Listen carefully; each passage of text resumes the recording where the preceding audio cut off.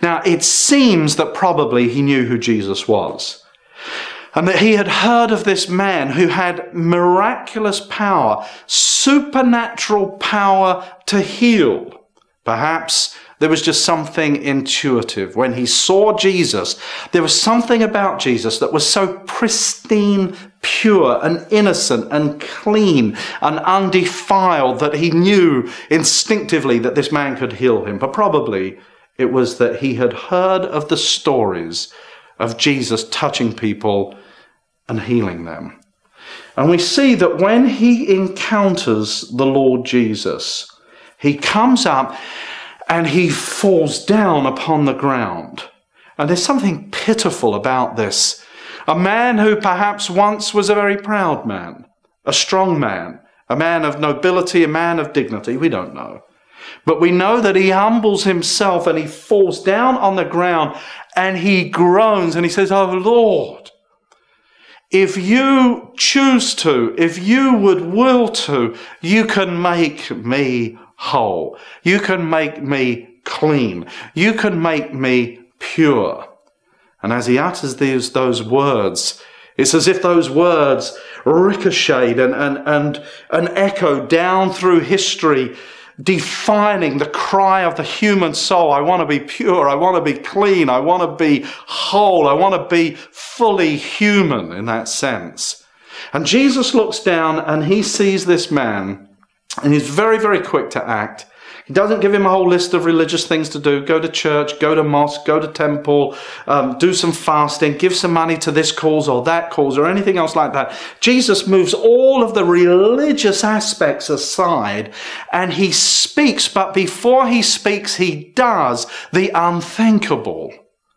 Jesus Christ goes down probably in a kneeling position, but in a crouching position on the ground, and this hand that was clean, that had no leprosy but also had no sin, this hand reaches out and touches the man with leprosy.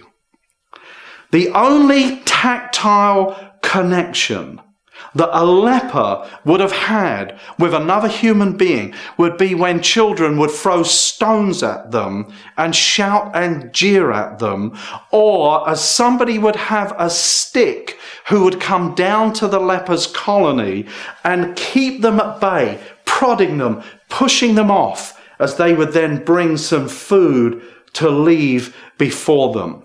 That's what touch meant to this individual. And then the absence of loving touch.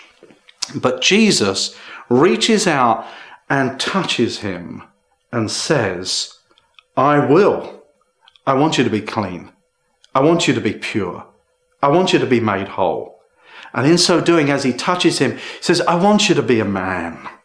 I want you to know the joy of what it is to have intimate love with your wife, to pick up a little child, to sit down with your friends, to hug your father, to be kissed on the cheek, on each cheek, by your mother, to walk down the street and be trundled and bundled and touched by other people in the marketplace. I want you to be restored to complete and full manhood." And as a result, he heals him. That is what Jesus is like. That is what the character, and we're going to look at this throughout this series, is that kind of attitude that Jesus had towards people was the reason that so many have been willing to die so that they could follow him. Another story, just over in the page, as it were, in the next chapter. And we see this story takes the teaching and the life, the ministry and the healing and the ways of Jesus up to the next level. Because now we see that there is something about religion. I don't know what it is about religion, but there is something about religion that confronts and is very nervous when it encounters Jesus.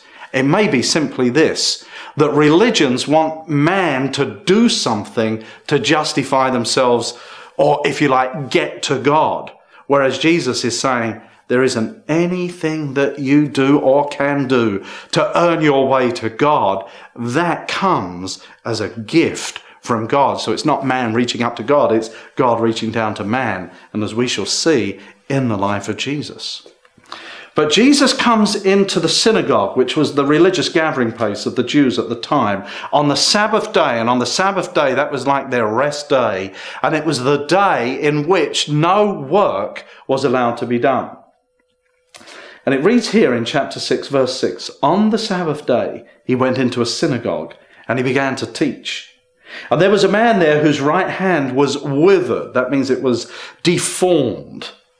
And the scribes and the Pharisees, they're the religious teachers, were watching him to see if he would heal on the Sabbath. What they wanted was an accusation to bring against them. They wanted to see if he would heal so that they could accuse him of breaking the law by doing something work on the Sabbath.